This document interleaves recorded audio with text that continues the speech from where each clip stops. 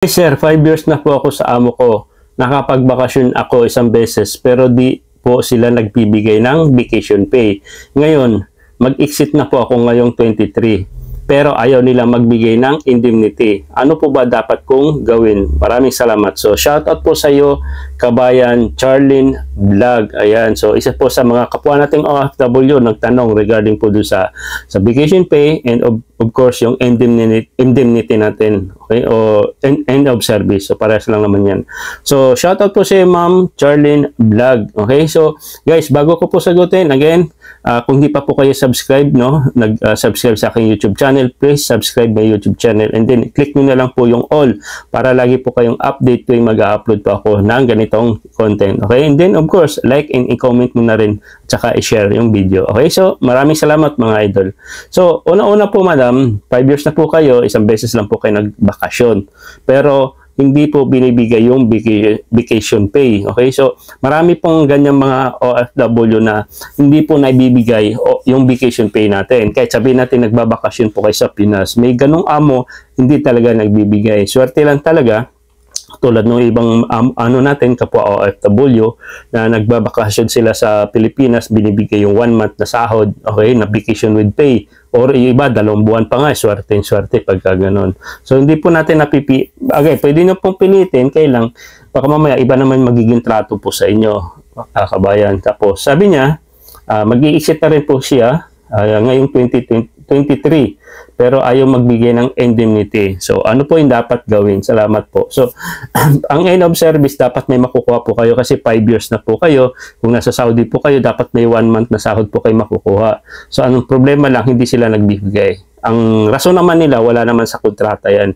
Pero alam ko, na alam nila na meron po yung end of service. Kung sila nga dito sa local, sa Saudi, sa kung saan mang bansa ka, meron din po silang mga end of service, mga vacation pay sa government nila. So nagkukunwari lang, hindi nila alam. Talagang ayaw lang talaga nila magbigay. Ang mga minsan employer natin, pagdating sa ibang benepisyo, pag sa benepisyo natin, dan sila medyo mahigpit, madamot. Okay? Pero hindi naman lahat. May amo na mababait talaga. So, ano yung dapat mong gawin? Una-una, hindi na po kayo hawak ng agency. Malabo na po yan makipag-usap sa inyo. Una-una, kung nakakausap nyo na po yung employer nyo na maayos, paliwanag nyo, pag hindi pa rin, punta po kayo sa embahada kung saan malapit kayo. Okay? Tawag kayo sa OWA, sa embahada, i-complain mo dito. So, may nababasa din ako na hindi ka naman papansinin sa pagtawag, hirap tumawag, tapos sasabihin lang sa'yo na wala kang magagawa. Ganun po yung nagiging naranasan ng mga ibang OFW natin, tumatawag sa embahada. Diba, sabihin, kausapin lang, ibabalik ka uli, kausapin lang yung amo, kunwari. Okay? So, pangatlo, no choice po tayo. Dapat sa amo talaga kinukuha. So ngayon, total mag-i-exit ka rin naman. Ito po yung wala tayong pangil masyado. Wala talaga tayong pangil pagdating sa benepisyo nating mga OFW, lalo na sa kasambahay. Yan yung walang pangil sa ating sa gobyerno. Parang pagdating sa end of service, vacation leave, wala nang hawak. Parang hindi na kontrolado ng gobyerno natin. Yun po yung nakakalungkot.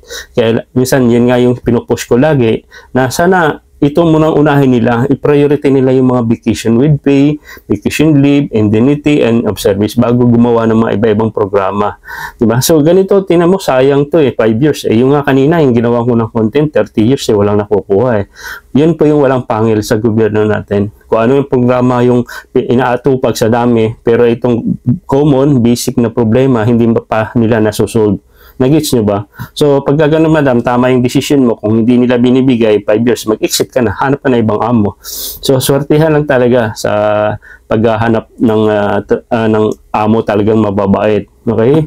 So, ganun lang talaga madam. So, i-try nyo rin po, kausapin yung amo. Pero, pakiramdaman nyo po yung amo kasi baka mamaya, imbis na ikaw yung bibigyan ng pera, baka ikaw pa yung magbayad, ikukulong ka. Bakit? Malay mo, tataniman ka, gagawan ka ng hindi maganda, sila pa yung malakas ang loob na, alam mo yun, so, di natin kontrolado utak ng mga amo natin. Okay? So, yun lang naman. I hope nasagot ko, Ma'am Charlene Vlog, yung katanungan mo.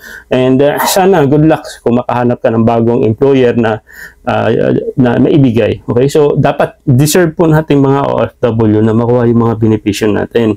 Di ba? Kasi pinaghirapan din po natin dito yan sa bansang ito. Di ba? Wala tayong pahinga, di ba?